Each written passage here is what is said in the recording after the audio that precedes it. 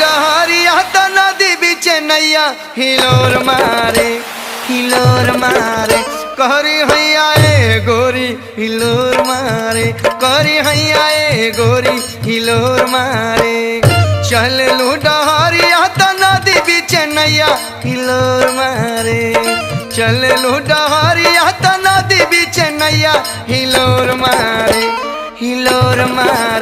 करी हैया ए गोरी हिलोर मारे करी हैया ए गोरी हिलोर मारे करी हैया ए गोरी हिलोर मारे करी हैया ए गोरी हिलोर मारे